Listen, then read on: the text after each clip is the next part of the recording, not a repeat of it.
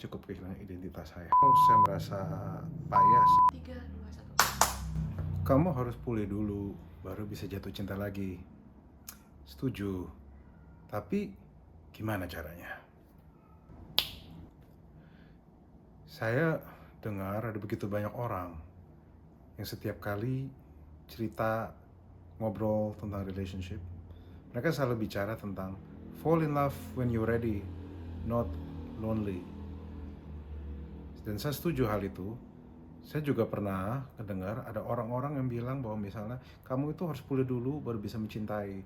Kamu jangan mencintai di dalam luka. I really agree with that.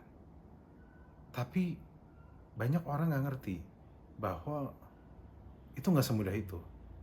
Dan mereka ngerasa bahwa itu sesuatu yang penting, bahwa kita harus pulih dulu baru bisa mencintai, sampai mereka ada luka sendiri. Saya nggak tahu dengan banyak orang, tapi saya sendiri mengalami bagaimana rasanya luka dan disuruh sembuh baru bisa mencintai, but saya nggak tahu harus mulai dari mana. Saya nggak tahu harus beresin luka saya gimana. Nah, bagi saya ini adalah salah satu problem dari begitu banyak orang beriman.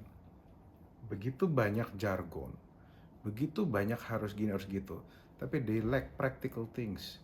Mereka nggak tahu praktisnya seperti apa, mereka nggak tahu sudut pandang tepat seperti apa, mereka nggak tahu perspektifnya seperti apa.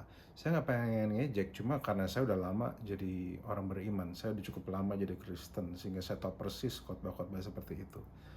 But today, I'm not here to judge, I'm not here to address fakta-fakta ini, dan at the same time, saya mau sharing bahwa beberapa hal yang mungkin akan bisa menguatkan teman-teman.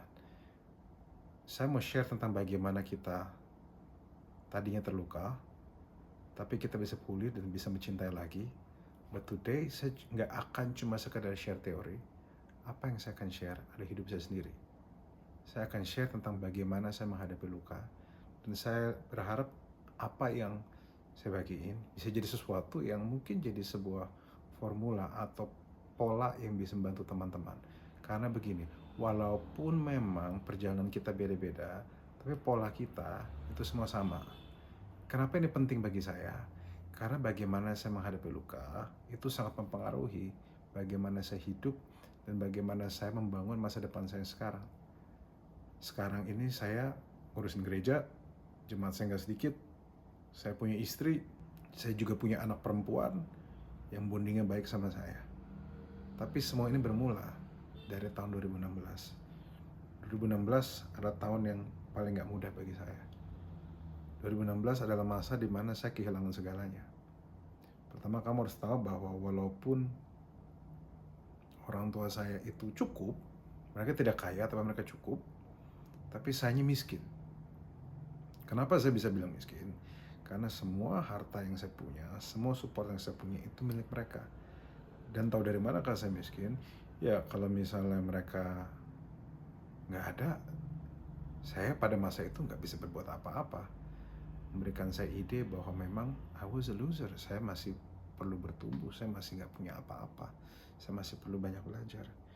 Nah, tapi tahun itu berat. Selama berapa tahun saya tuh pacaran dengan satu orang. Dan orang ini bukan cuma sekedar pacar, tapi teman saya dan juga partner kerja saya.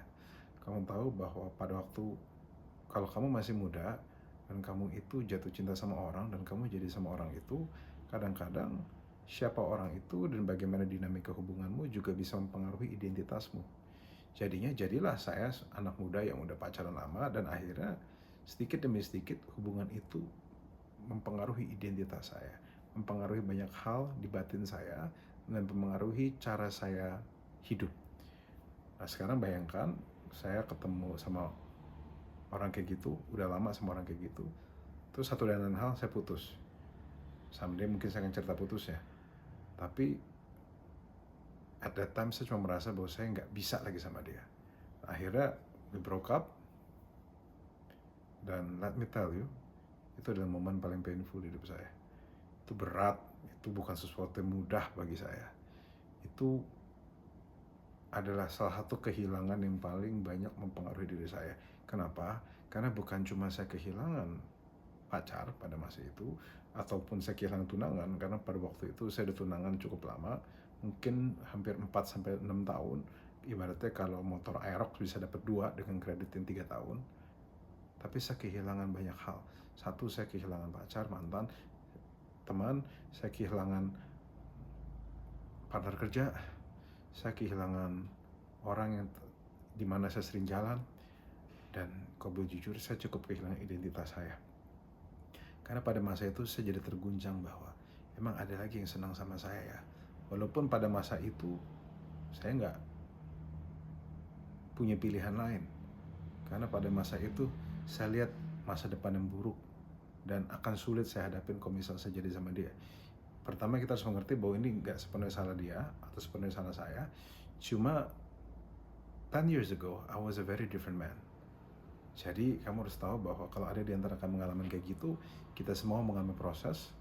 Ragu Lewe yang kalian lihat, kalian hormati, kalian banggakan, juga pernah mengalami masa-masa di mana kehilangan identitas dan kehilangan banyak hal.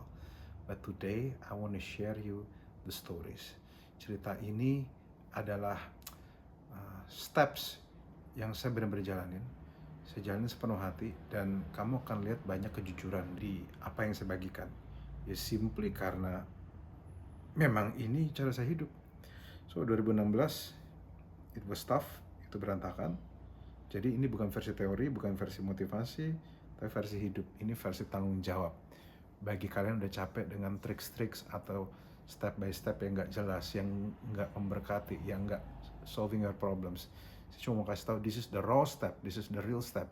Step dari orang yang sudah pulih, step dari orang yang berhasil.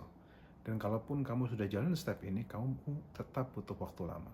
Jadi ada 12 pemikiran yang kamu perlu pegang, dan saya sudah pegang dari awal. Pertama, bahwa saya harus mengakui bahwa saya memang lagi hancur. Saya tidak berpura-pura, saya nggak pura-pura kuat.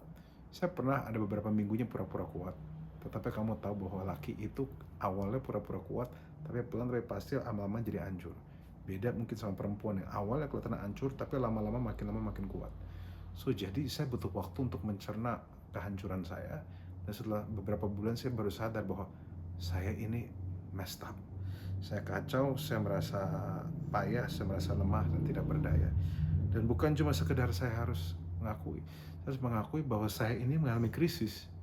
Krisisnya bukan cuma sekedar krisis kehilangan pacar atau kehilangan tunangan, tapi krisis identitas, krisis keuangan, krisis nama baik. Karena dinamik yang terjadi bikin nama saya jadi kurang bagus pada masa itu. Ada orang-orang yang temenan sama saya dan dia meninggalkan saya. Dan kalau saya teliti lagi ya, itu memang saya memang lagi bermasalah. Dan di masa itulah saya pertama harus mengakui bahwa saya ini hancur. Saya berantakan. Dan guess what, pada masa itu saya nggak punya duit. Bulan-bulan itu masa dimana saya nggak punya duit. Jadi kalau ada di antara kalian yang berpikir bahwa saya ini happy-happy hidupnya, no. 2016 adalah hidup tersulit.